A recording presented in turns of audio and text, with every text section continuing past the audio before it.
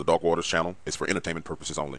Although information in these stories can be traced back to relevant and true sources, Dark Waters strongly discourages its viewers, listeners, and subscribers from visiting the sites of incidents and encounters discussed or revealed on this show. In other words, I will not be held responsible if you are attacked by dogmen, molested by Bigfoot, bitten by vampires, chased by chupacabras, abducted by aliens, accosted by the men in black, investigated or arrested by local law enforcement, CIA, FBI, NSA, EPA, BLM, or any other alphabet group, whether on U.S. soil or abroad. Thank you for tuning in and enjoy the show. It's important that we maintain our agreement not to disclose the location of my family's property. In exchange, I will do my best to explain to you what I know about these creatures you call dogmen. My first encounter with these creatures was when I was 12 years old. My family's lineage goes back to 1832, when Taylor, Mississippi was founded. My family was some of the first people to move into this area. They worked the mills owned by Mr. John Taylor himself, founder of Taylor, Mississippi. Eventually, the Locket family, my ancestors, were able to acquire a sizable piece of land, where my grandfather, Edward Lockett III., and grandmother, Virginia Locket, built a farm. My mother, Elizabeth Locket, died at childbirth, and I was raised by my father, Edward Jr., and my grandparents.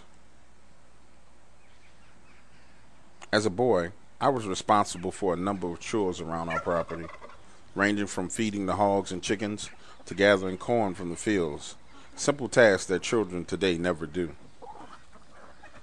The property my family owns is very large, with areas that have never been explored.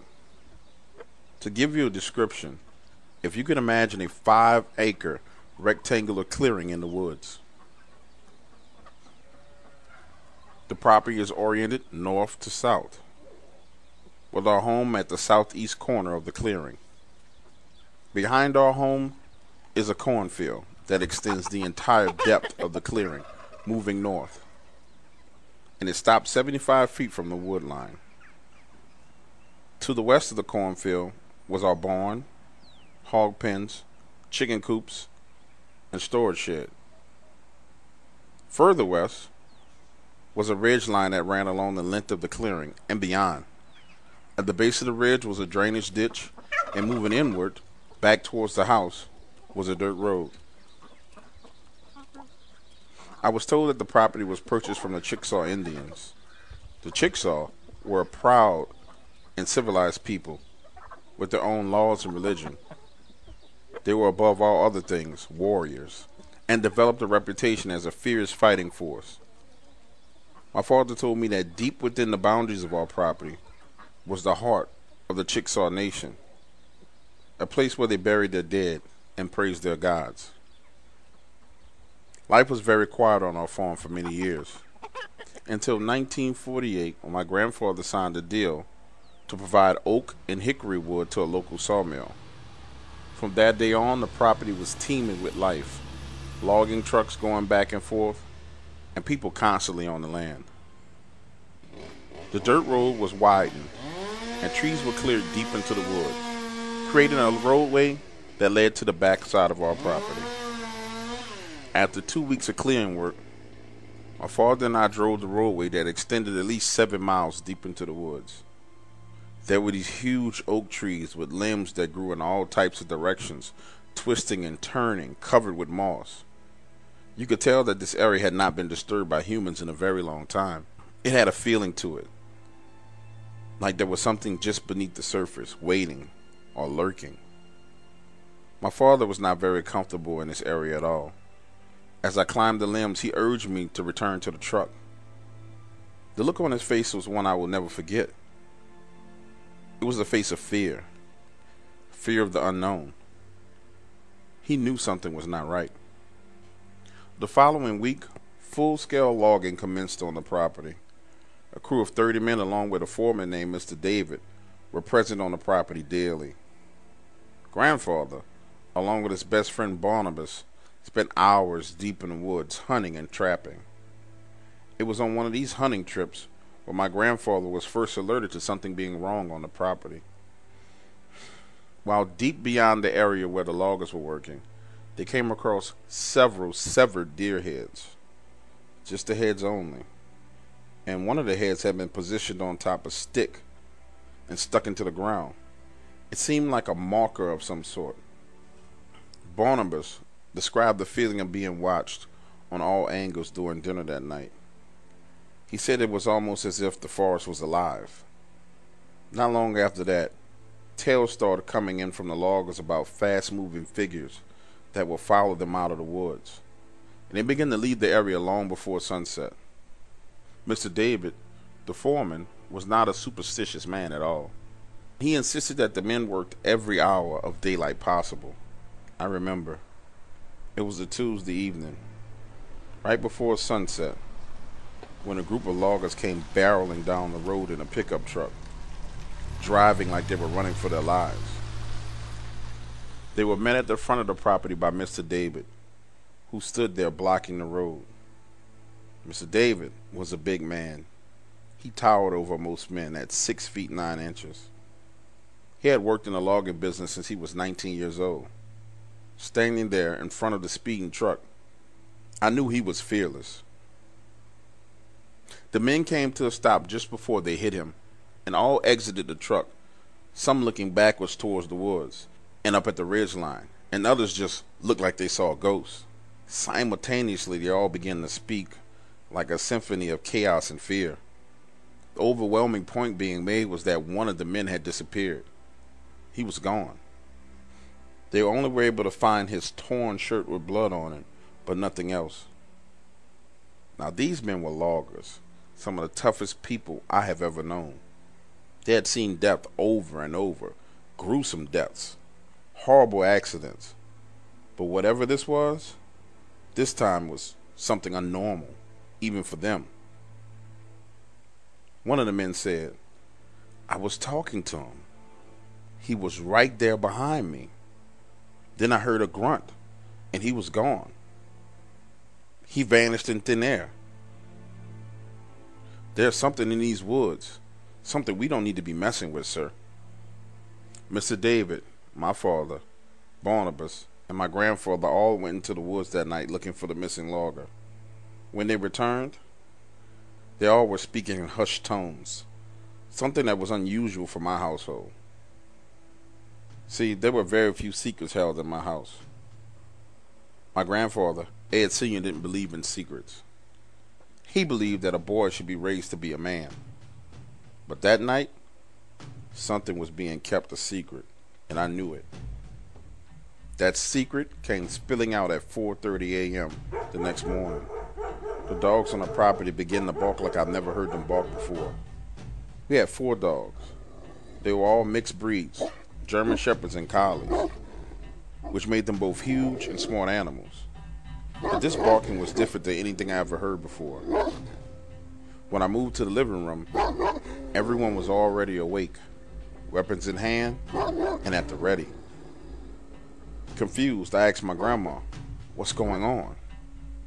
That's when she told me they had shot a big animal in the woods earlier, and they believed the others had followed them back to the house.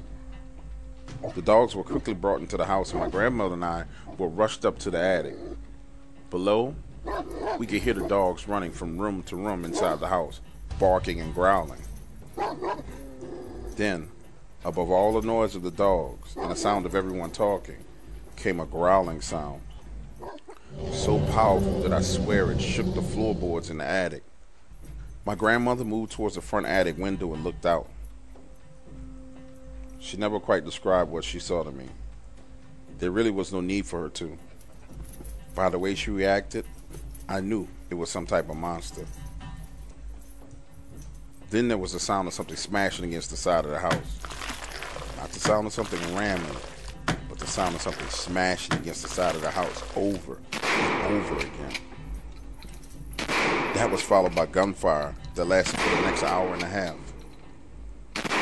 Shots rang out into the night. There were multiple growls that rumbled the house, silencing the dogs all at once.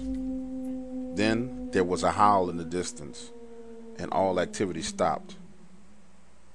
Later that morning, my grandmother packed her things and went 2 towns over to stay with Mr. David's wife. She didn't say much as she left, and I can still remember the touch of her hand on my head as she walked away. That day, there were more loggers on the property than I had ever seen, but they were not equipped with saws. They were equipped with shotguns and rifles. There was a large crowd of men gathered along the side of the house, standing there talking. When I finally worked my way through to see what they were talking about, it was a dead hog. It had been smashed against the house until it was nothing more than a blob of fat, blood, and bone. Blood spatter was all along the walls of the house, and the smell of blood and the sound of flies made my stomach turn and bend. There were large canine prints that seemed to be everywhere around our house. That day, we ventured deep onto the property in search of these beasts. 34 men and one little boy entered the woods that day.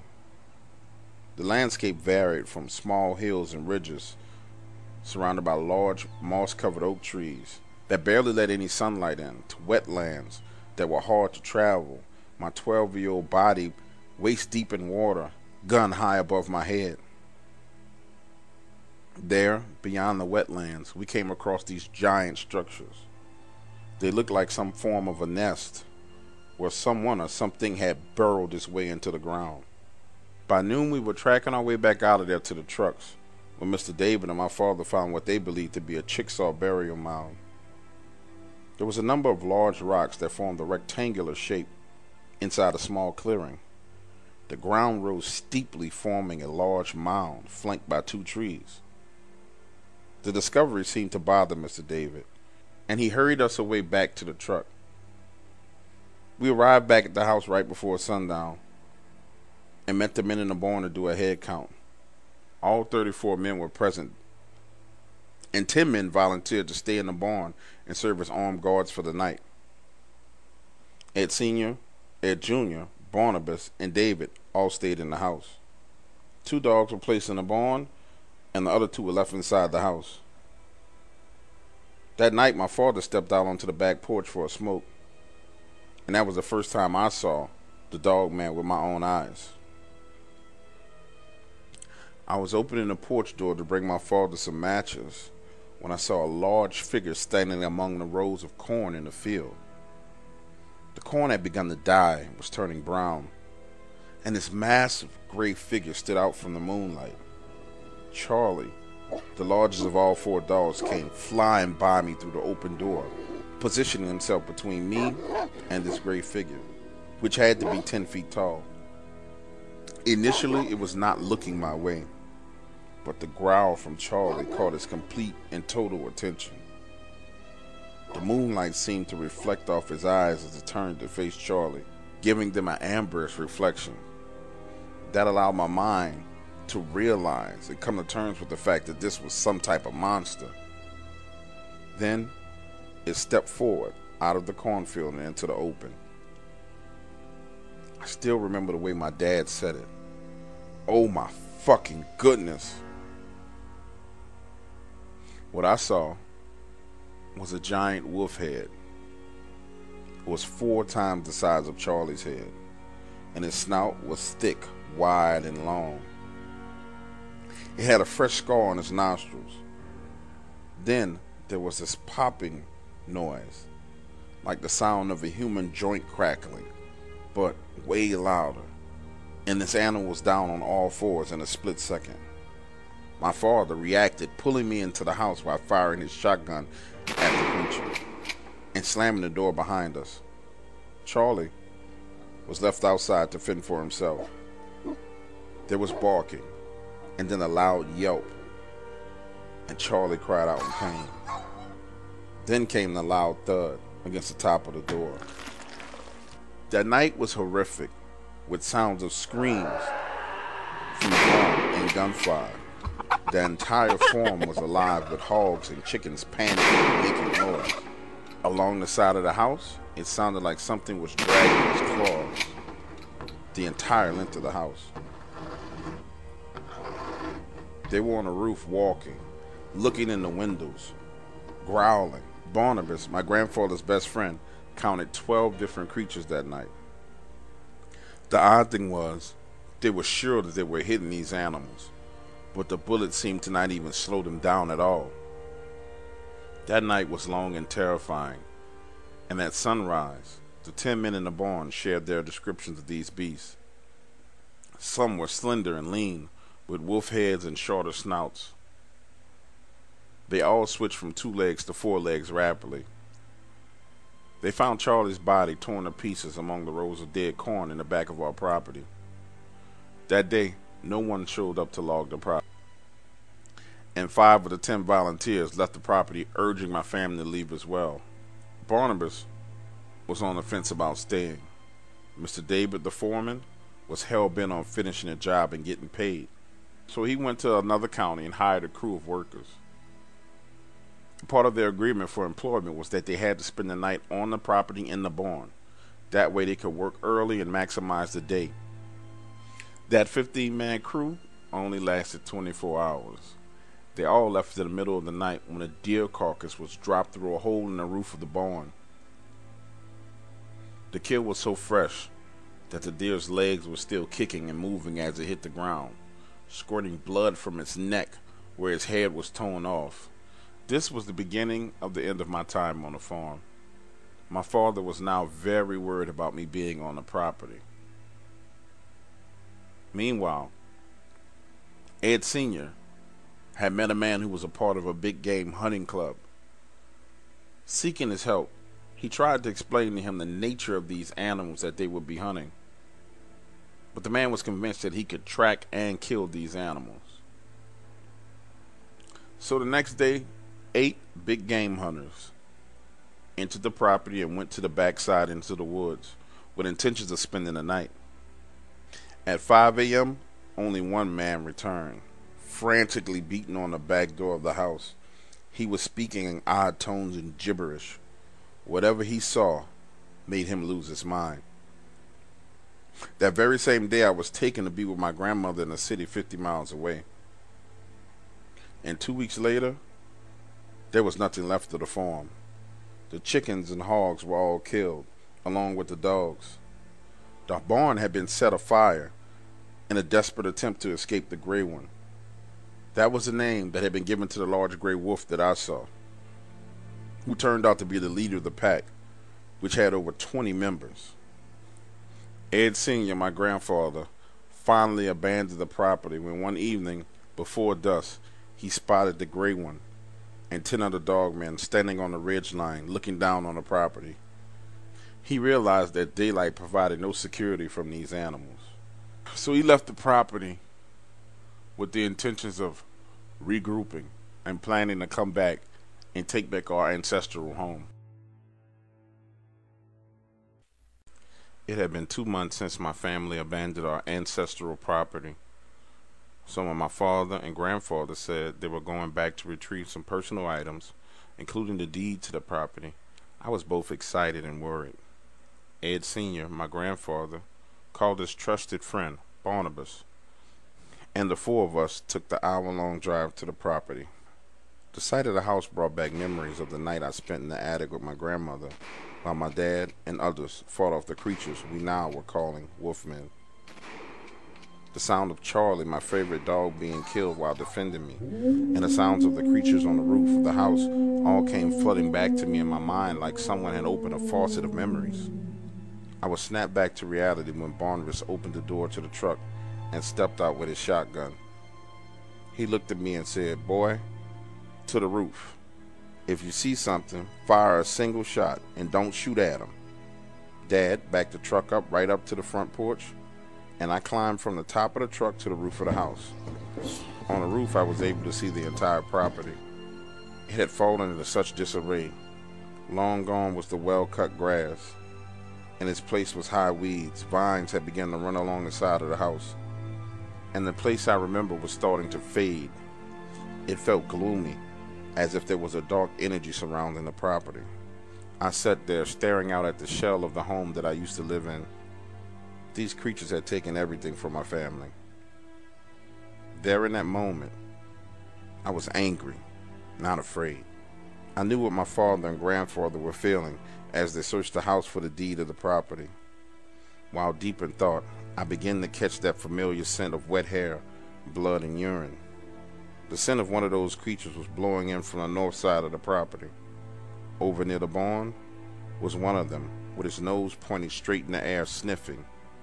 I was downwind of him, so it wasn't me he was smelling. This one was smaller than the others I had seen. It was standing on its hind legs and looking around. It was jet black, and its fur stood out against the red paint on the barn. It stood there for a few seconds, then took a quick leap, clearing about 30 feet, landing and then sprinting off into the wood line. I was sure it hadn't seen me. However, I had to alert the others to its presence. So instead of firing a shot, I jumped down into the bed of the truck and entered the house. Why did I do that?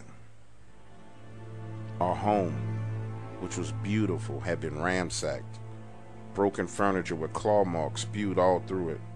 The walls all had claw marks where these monsters had ripped through the plaster, and the back door was completely broken in half. There, I found my father, sitting on a wooden stool among all the destruction. He was in tears. I saw one, Dad. He looked up at me while wiping his face and said loudly, "It's time to go." My grandfather emerged from his bedroom with a stack of papers and some pictures in his hand. Barnabas followed closely behind him with a shotgun. We quickly exited and got into the truck, pulling away. As we drove away, Barnabas pointed to the ridge line. Standing there on a ridge amongst the trees was the gray one, his massive head and muscular body covered in gray hair, leaving no doubt it was him. That day is forever etched in my mind. He became more than just a creature to me. He became the nemesis of our family, an enemy that lurked in the shadows. That day, my grandfather decided he was going to kill the gray one. The next month, Grandpa sold 100 acres of the family property that was west of the house to a wealthy shipping family who wanted land with easy access to the river. He hired a blacksmith to make 2 different types of traps. One was similar to a bear trap, but it was 4 times bigger, with 12-inch spikes that interlocked and curled when shut. The second was a smaller trap that used the same spikes. Grandpa and Barnabas hired another crew of hunters to guard the property, while contractors worked to reinforce our home, adding a 6-inch thick tin roof, special-made reinforced wooden doors, and the fireplace was brick shut. Grandpa had made our home into a fortress. The next 13 months was an all-out war to reclaim our property from these wolfmen.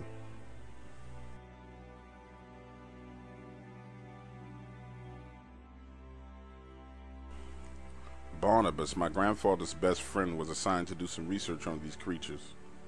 He was able to contact a member of the Chickasaw tribe, who took him to the oldest living member of the Chickasaw Nation. What he learned was both shocking and frightening. Indeed, our property was in the heart of their nation, and the Chickasaw knew very well about the wolfmen our family had encountered. They called them Nashoba, Iskobo, Hatata Nakanini, or Wolfhead Man.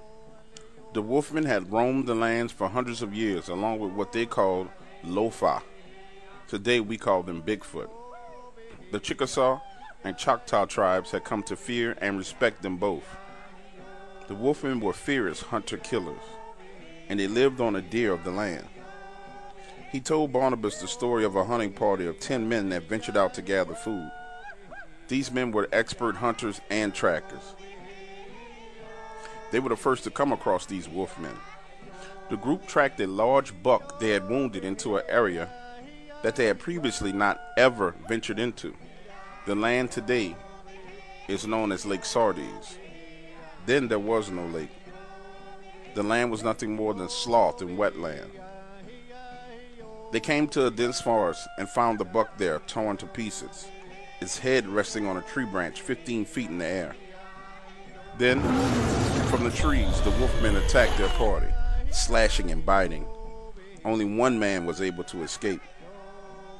That night in the village, children reported seeing large black wolves whose eyes shined red from the light of the fire.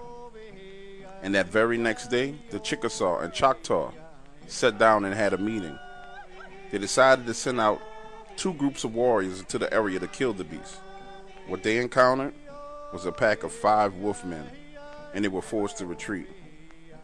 Confused and afraid, the elders of the Chickasaw and Choctaw decided to send out 2 of their most furious warriors into the land of the Lofa, what we call Bigfoot.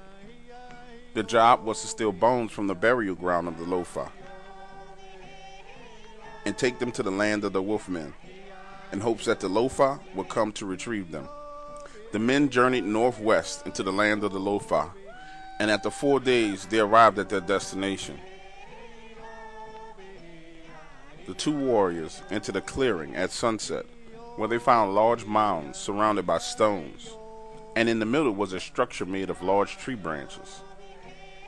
They were able to steal a skull of one of the Lofa, but on a journey back, the Choctaw and Chickasaw were separated from each other. And when the Chickasaw finally found the Choctaw, his body was torn into pieces. His arms and legs had been ripped off and spread about. When he returned to his village, another group of warriors was tasked with taking the skull and burying it deep inside the land of the Wolfmen. After 3 attempts, they were successful, and this began a war between the Lofa, or giants, and the Wolfmen that raged for years. The Chickasaw and Choctaw were successful in that they had found an adversary for the Wolfmen. However, they failed that and now the game was being hunted by both Wolfmen and Lofa, leaving the area's food supply in shatters. The Chickasaw were forced to migrate further south and abandon the heart of their territory in search of food. Barnabas learned that the land my family acquired was the very same land that the Chickasaw abandoned. This information came as a shock to my grandfather, who never knew these creatures even existed. On top of this, Grandpa will soon have other issues to deal with, mainly explaining how 7 men had gone missing on his property. One evening while at the property, Grandpa was paid a visit by the sheriff, who insisted that he explain what was going on. Calmly, Grandpa explained that the men had been attacked by wild animals and had simply gone missing. That day, Ed Sr., my grandpa, was taken into custody by the sheriff. While Grandpa was being held, the sheriff organized a search party to venture onto the property in search of the 7 missing men.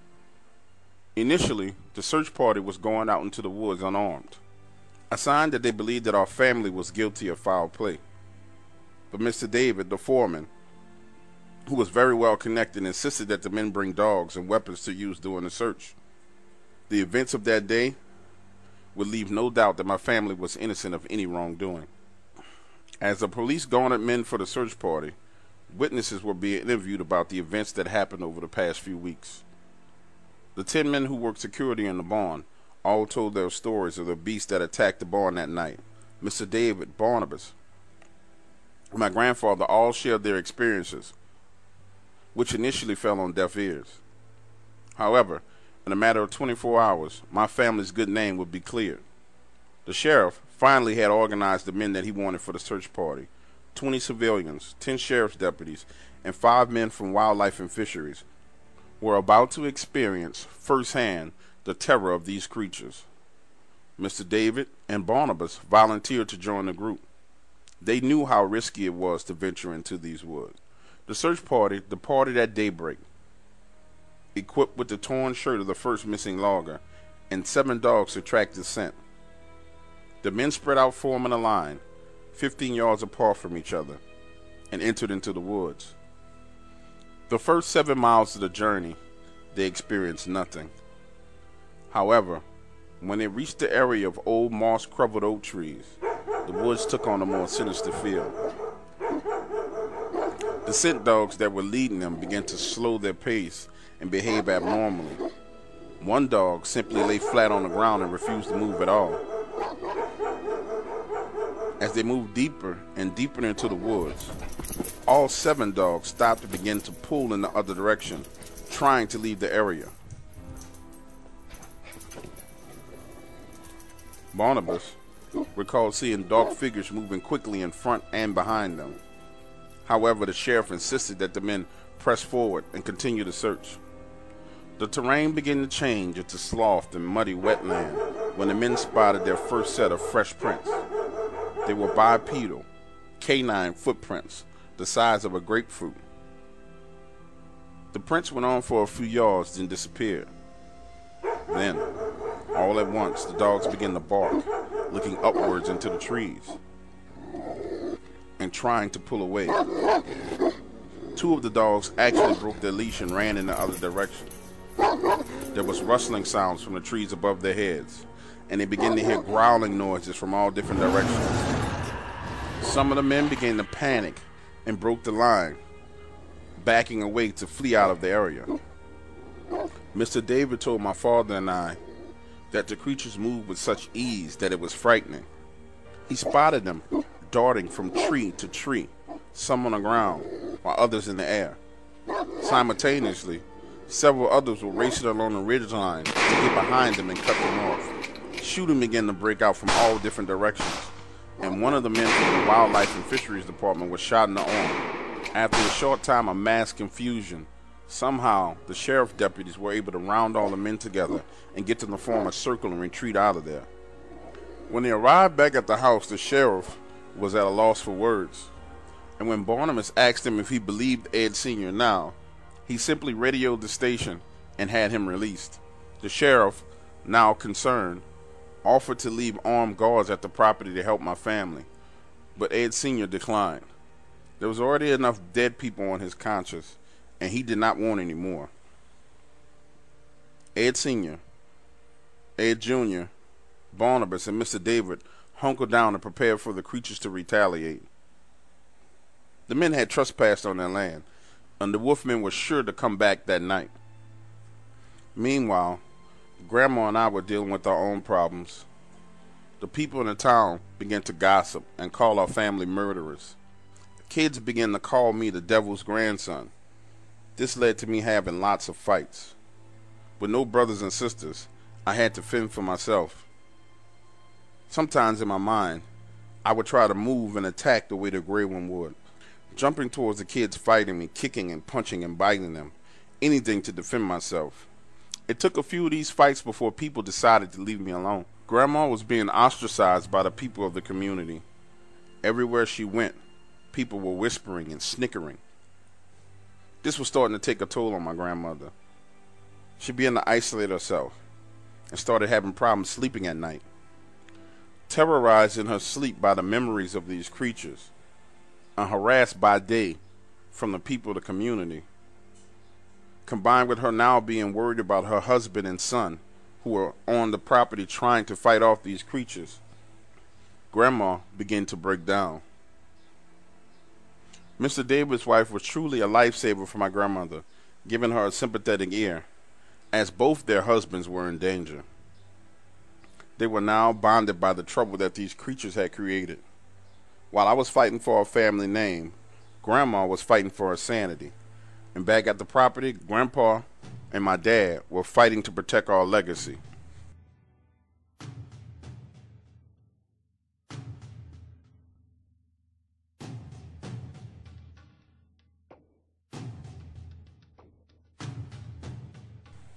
It was nightfall.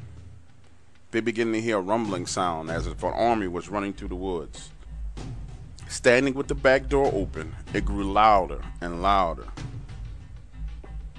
until they saw the gray one towering above the cornfield. They began to fire at him. He alone was a target. He was the one they were going to kill. The gray one stepped back out of sight and let out a howl unlike anything ever heard.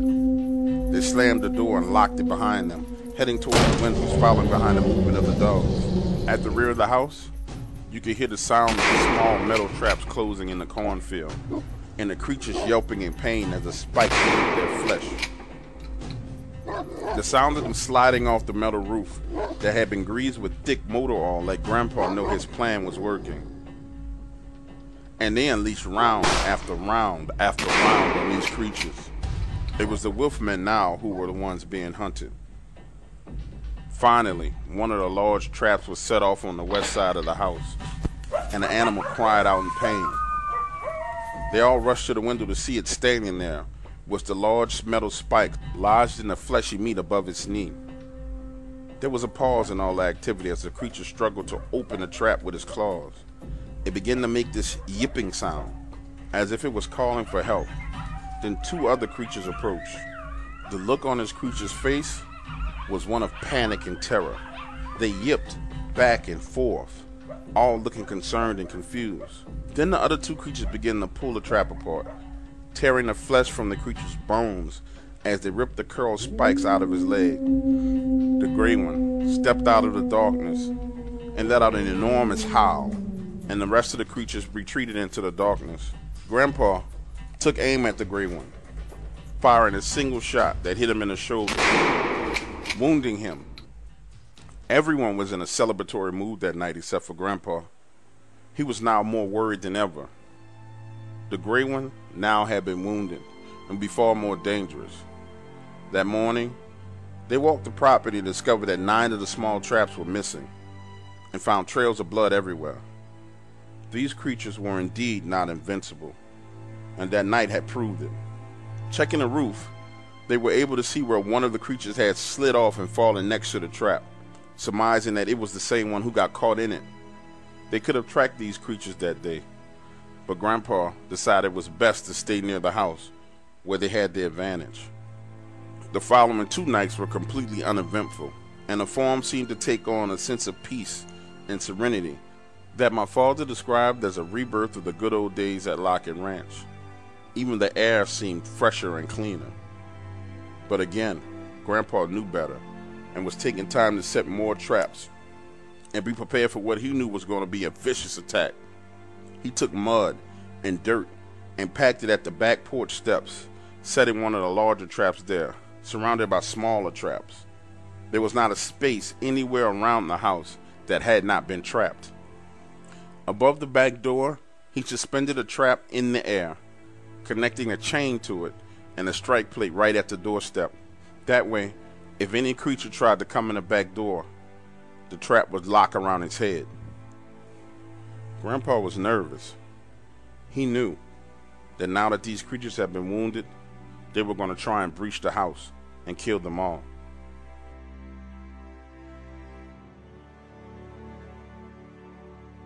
My grandfather was not a man of many words, but that day he sat down with my father and told him how much he loved him. Barnabas described it as if he was saying his goodbyes, and it all made him very nervous. The events of the past month had somehow changed my grandfather. I remembered talking to him. It felt like there was something there, just beneath the surface, bubbling. A darkness that I had never felt before in my grandfather. I believe that he had now mentally journeyed to a dark place to prepare him for his next encounter with the Gray One. I will never forget the look in his eyes. There was no fear. There was just this eerie calm, as if he had made peace and didn't care what happened next. During his visit, he held my grandmother in his arms like she was a newborn baby, telling her how much he loved her, how she made his life worth living. My grandmother looked up at him and said, "Promise me that no matter what, you'll come back to us." That was a promise that my grandfather made. But even she knew something had changed. Something was very different about my grandfather. When he and Mr. David left the house, I stood there in the road with Grandma, as a cloud of dust from the truck tires escorted my grandpa and Mr. David away from the house. That night, I prayed, "Our Father, towards in heaven, hallowed be thy name. Thy kingdom come, thy will be done, on earth as it is in heaven." Stopping in the middle of my prayer, I said, "God, please keep my father and my grandfather safe." That night, I questioned God. Why did you even make these creatures? And what had my family done to deserve to be attacked by them? I still remember falling asleep on my knees beside the bed, hoping that God had heard my prayers. Back at the house, my dad had taken oil lanterns, strategically placed them around the exterior of the house to provide extra light. He also took the remaining oil and poured it in a circle around the exterior of the house, 40 feet away, and pulled the truck inside the circle. That way, if they needed to get out, he could start a fire to hold the creatures back while they exited in a truck. At 3 a.m., one of the dogs began to stir. He didn't bark. He just walked over to the front door and sat there with his ears perked up, looking at the door. Then the knob slowly began to turn, first left, then right. The dog cocked his head to the side in a gesture of disbelief and confusion. Then there was the sound of something hitting the tin roof of the house. Looking out of the window, it was one of the large traps. It had been thrown on the roof and made the most god-awful screeching noise as it slid down to the ground. At the front door, the knob began to jiggle faster and faster. Grandpa moved from room to room, checking the windows. Looking out, he saw that the house was surrounded by wolfmen. There were not as many as there were before, only 6, but they were more than enough to kill every last person in the house. Then came a gentle knocking, scratching sound at the front door, like someone or something was rubbing its fingernails along the wooden door. Mr. David quietly approached the front door, leaning and placing his ear against it. Just as his ear touched the door, there was an impact that shook the entire house. Meanwhile, at the back of the house, my father could hear what he thought was the sound of digging coming from under the floor. Confused and bewildered, they all gathered in the living room trying to figure out what was going on. This was the complete opposite of what had happened before. There was no growling, no howls, no warning whatsoever. Even the dogs were confused, just moving from room to room, not barking, as if the creatures were moving in all directions. Looking out of the window, they were silently moving around the house, some moving clockwise and others moving counterclockwise. The only sound that could be heard was the yipping, as if they were talking. Everyone was snapped back to reality when the gray one rammed the front wall of the house again. The force was so strong that the plaster fell from the ceiling. It was on tonight. The wolfmen were no longer bluffing. They were strategically attacking the house, searching for weaknesses. The movement outside was intended to confuse the dogs inside the house, and it was working. Now back at his post towards the back of the house, my father began to feel the floorboards moving under his feet, as if something was under the house, moving from north to south. Yes, they were searching for weaknesses in the house, and soon would create one that was so unexpected that my family would be forced to make a decision on the future of the ranch. Grandpa, looking out the front window, made eye contact with the gray one.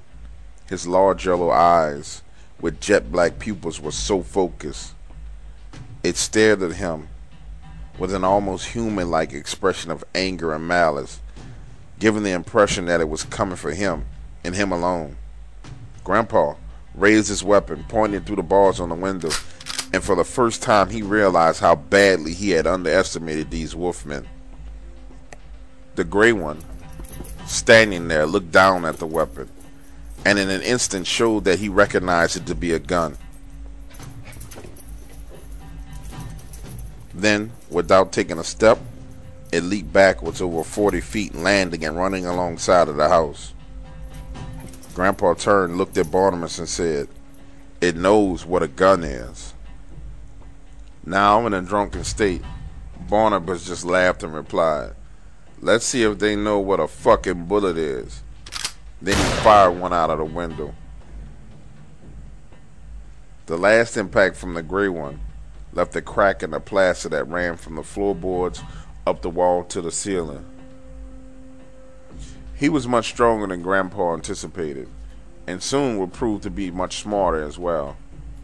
So far, the creatures had moved in silence other than a gray one ramming the front wall. However, the silence was broken by the sound of growling coming from beneath the floor of the house.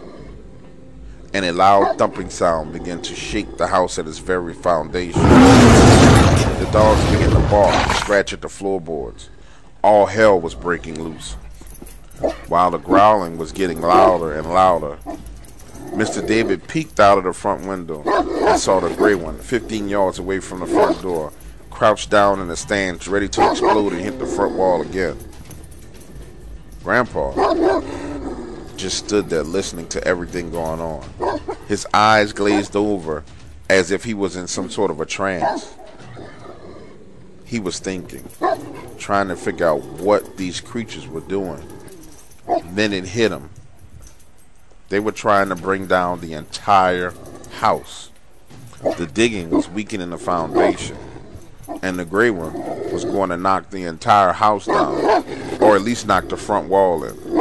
Barnabas spotted one of the creatures in the dining room window, firing a shot and hitting it in the eye, dropping the creature to the ground. It wailed and screamed with sounds of pain, sounding almost human-like. He fired a second shot, hitting it in the lower back. The wolfman gripped the wound on his back and moved off into the darkness. Then another impact hit the front wall of the house, as the gray one slammed against the front wall, growling and snarling, completely enraged. As it backed away from the wall to charge again, Grandpa took aim at his legs with his shotgun, and again it quickly leaped to the right and out of sight.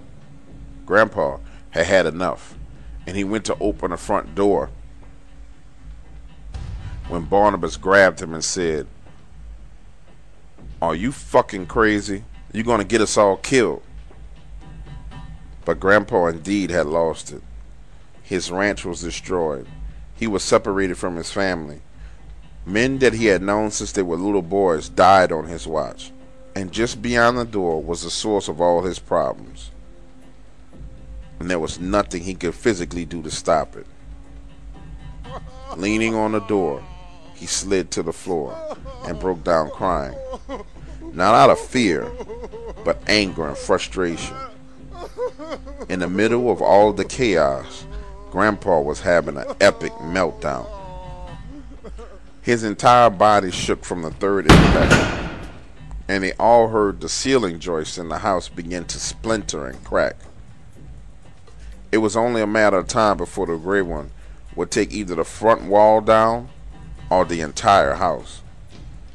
Those were some very dark moments, according to my father. He weighed the option of shooting himself in the head versus being eaten alive by these creatures, and he described the sensation of the air being sucked out of the room when my grandfather lost his will to fight. But Barnabas, now drunken and fearless, had discovered something. A shot to the eyes of these creatures may not kill them, but it will send them in the other direction.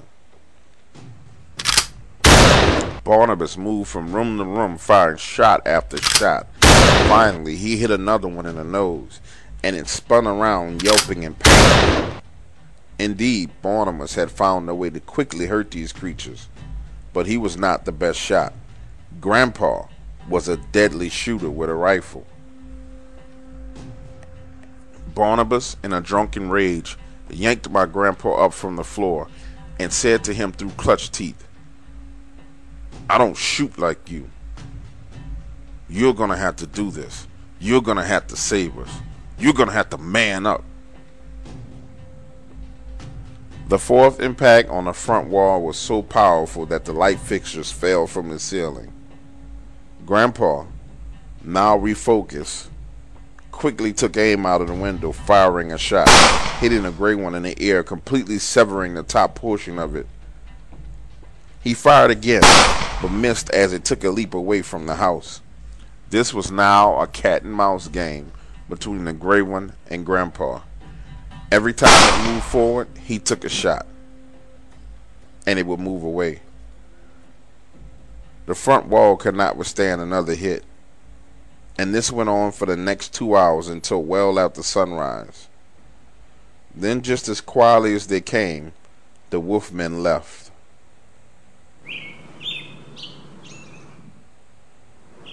The men had survived the night, but there was no victory. Standing outside facing the house, the front wall was leaning inward. The roof had begun to separate from the wall studs, leaving a gap that a small child could climb through. At the northwest corner of the house, the traps had been moved, and there was a hole where creatures had dug under the house.